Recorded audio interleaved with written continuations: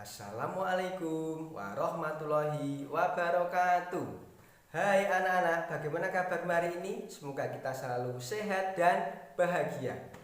Pada pagi hari ini, Pak Singgi akan mengajak kalian untuk belajar tentang hidup rukun bersama teman bermain dan ungkapan.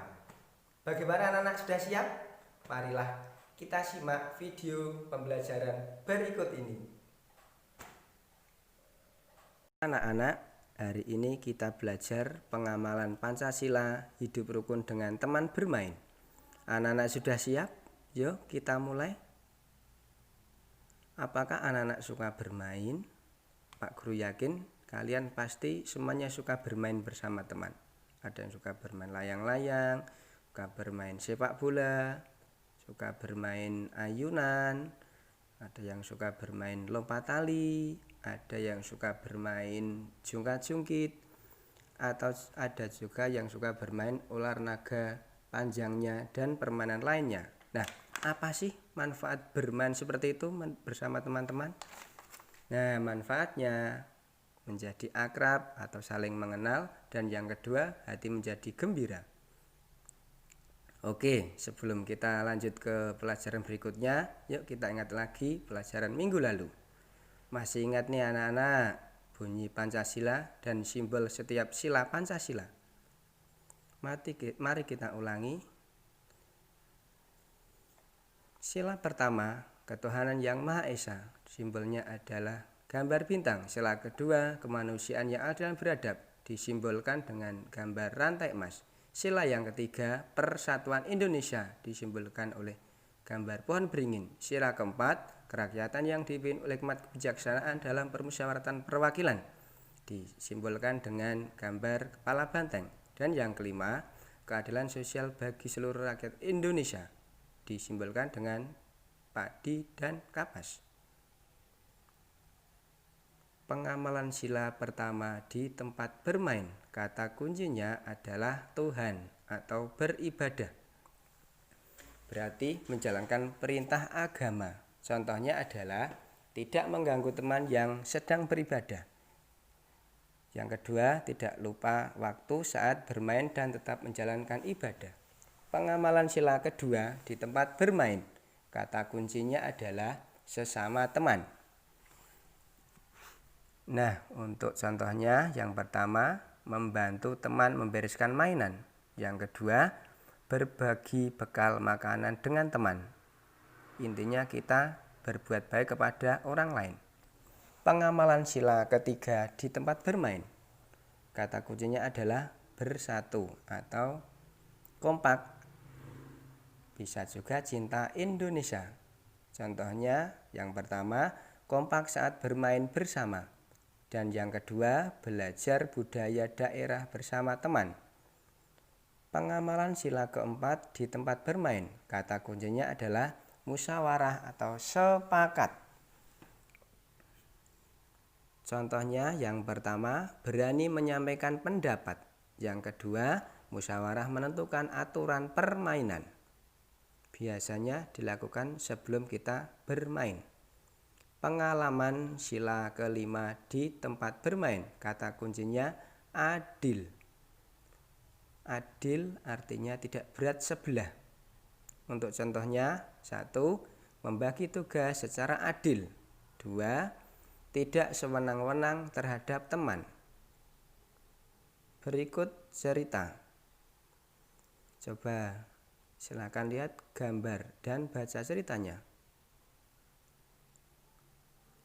Oke, pengamalan Pancasila untuk poin A, mengamalkan sila ke-1.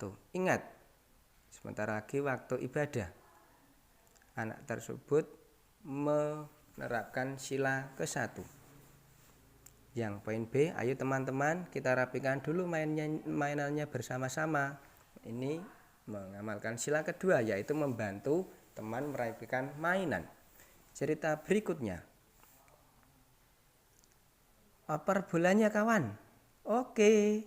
Nah, pengamalan Pancasila sila ketiga, kompak saat bermain, yaitu yang pertama. Dan yang kedua, mau bekerja sama dengan teman atau mau mengoper bola. Cerita yang terakhir, saya setuju kita pentas memakai baju warna biru. Nah, pengamalan Pancasila yang disampaikan oleh si anak menggambarkan sila keempat karena berani berpendapat. Berikutnya, Mary dan Rani menyiapkan aksesori. Tony dan Danu memilih lagu dan menyiapkan gerakan saat menyanyi. Nah, ini pengamalan sila kelima karena membagi tugas secara adil. Anak-anak, baru saja kita belajar tentang hidup rukun bersama teman bermain. Bagaimana anak-anak? Masih semangat? Tentunya masih dong. Sekarang kita lanjutkan belajar tentang ungkapan. Apa itu ungkapan? Simak penjelasan berikut ini. Ayah dan ibu menyayangi Mutiara dan Udin. Suatu hari, ayah membawakan buah tangan untuk Mutiara dan Udin. Mutiara mendapatkan buku cerita. Udin mendapatkan mainan. Mutiara dan Udin berterima kasih kepada ayah dan ibu.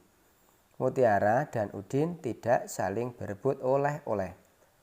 Ayah dan ibu bahagia melihat buah hati mereka selalu rukun. Anak-anak, coba perhatikan kata yang Pak Guru buat miring. Di sini ada kata buah tangan dan buah hati. Adakah kata yang kamu tidak tahu artinya dari bacaan tadi? Nah, tadi yang Pak Guru buat miring adalah huruf buah tangan dan buah hati. Ada kata buah tangan dan buah hati di dalam bacaan tadi. Apakah tangan dan hati kita punya buah anak-anak? Tentu tidak anak-anak, bukan itu maksudnya. Buah tangan dan buah hati adalah suatu ungkapan. Ungkapan itu apa ya Pak Guru? Nah, ungkapan adalah gabungan kata yang memiliki arti berbeda dengan kata asalnya atau memiliki arti khusus. Jadi buah tangan dan buah hati tadi memiliki arti lain. Jadi setiap ungkapan ada artinya ya. Buah tangan itu artinya adalah oleh-oleh. Sedangkan buah hati itu artinya anak atau anak kesayangan. Perhatikan kalimat berikut. Ayah pulang dari Jakarta membawa buah tangan. Artinya, ayah pulang dari Jakarta membawa oleh-oleh. Jadi ungkapan buah tangan artinya oleh-oleh. Yang kedua, Dio adalah buah hati orang tuanya. Artinya, Dio adalah anak orang tuanya. Tunjukkan mana yang termasuk ungkapan pada percakapan berikut. Di sini ada percakapan antara Udin dan Mutiara. Kita lihat ya anak-anak ya. Buku kakak banyak sekali, kata Udin. Lalu Mutiara menjawab, kakak memang senang membaca buku. Udin, wah kakak memang pantas dijuluki kutu buku. Lalu Mutiara berkata, ayo kamu harus rajin membaca. Ini ada buku cerita bagus, judulnya Bintang Lapangan. Lalu Udin bertanya, ceritanya tentang apa kak?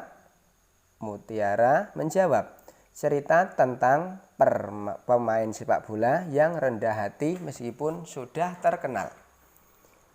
Lalu Udin berkata, berarti dia tidak besar kepala ya kak?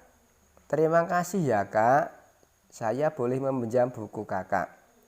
Lalu Mutiara menjawab, sama-sama Dik.